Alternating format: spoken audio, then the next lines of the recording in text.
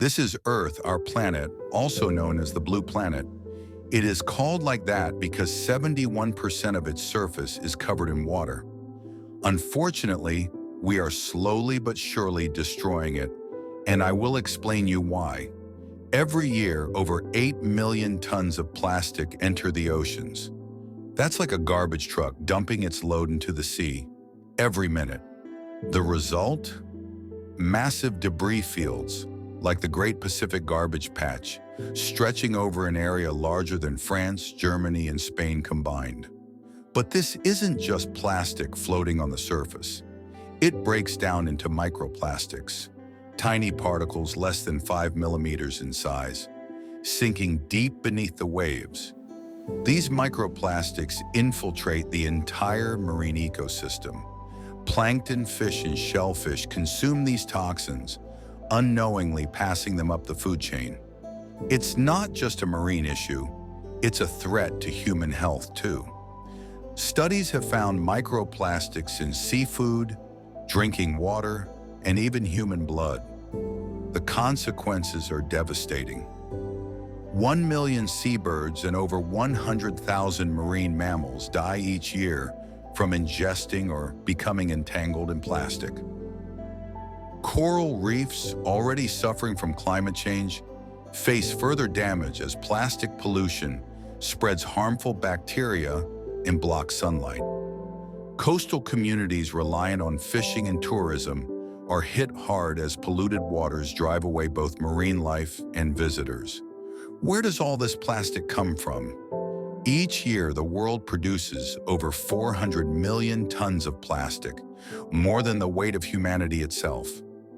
Europe alone generates about 30 million tons of plastic waste annually, with less than 30% recycled. In France, over 4 million tons are produced each year, much of it ending up in landfills or incinerators. Single-use plastics, bottles, wrappers, straws, and disposable containers make up nearly 40% of plastic production. Synthetic fabrics like polyester and nylon shed microplastics every time they're washed, releasing up to 700,000 fibers per wash. Factories produce mountains of plastic waste, much of it poorly managed or dumped directly into rivers, which act as conveyors to the ocean. For example, the Yangtze River in China alone accounts for 55% of plastic pollution entering the seas. Recycling is often hailed as the answer, but the truth is, it's far more complicated. Currently, only 9% of plastic produced globally gets recycled. Why so little? Complexity. Different plastics require different recycling methods. Contamination. Dirty or mixed plastics are often too difficult or costly to process. Profitability. Virgin plastic is cheaper to produce than recycled plastic, leaving little economic incentive. Infrastructure. Many countries lack the necessary recycling facilities, but there's hope. New advanced recycling plants and chemical recycling technologies are being developed to break plastic down into usable components, while bioplastics made from plants could replace conventional plastics. The key to solving the plastic crisis?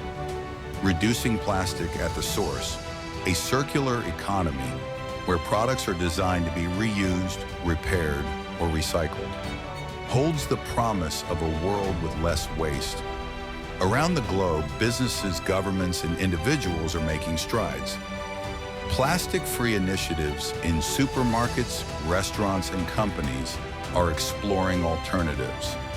Consumer awareness is growing, encouraging sustainable choices. For instance, France banned single-use plastic bags in 2016 and expanded the ban to straws, cups, and cutlery in 2020. Amsterdam is aiming to eliminate plastic packaging in supermarkets by 2030, and major brands like Unilever and Coca-Cola are investing in biodegradable, refillable packaging. Despite the scale of the challenge, there's hope. The European Union has committed to banning most single-use plastics by 2030. The United Nations is working on a global treaty to regulate plastic production and waste. And cleanup initiatives, like the Ocean Cleanup, have already removed thousands of tons of plastic from the Pacific Ocean. Innovations in technology, policy changes, and grassroots movements are helping shift the world away from plastic dependence. Could we see plastic-free oceans in the future? It may seem daunting, but the momentum for change is undeniable. With continued action, future generations could enjoy oceans free from plastic pollution. Ending plastic pollution requires more than just recycling. It calls for a complete shift in how we produce, consume, and dispose of plastic. Governments must enforce stricter waste regulations. Businesses must develop sustainable alternatives. And individuals must adopt more responsible consumption habits. The future of our oceans depends on our collective action. If we act now, we can turn the tide and give both marine life and ourselves a fighting chance.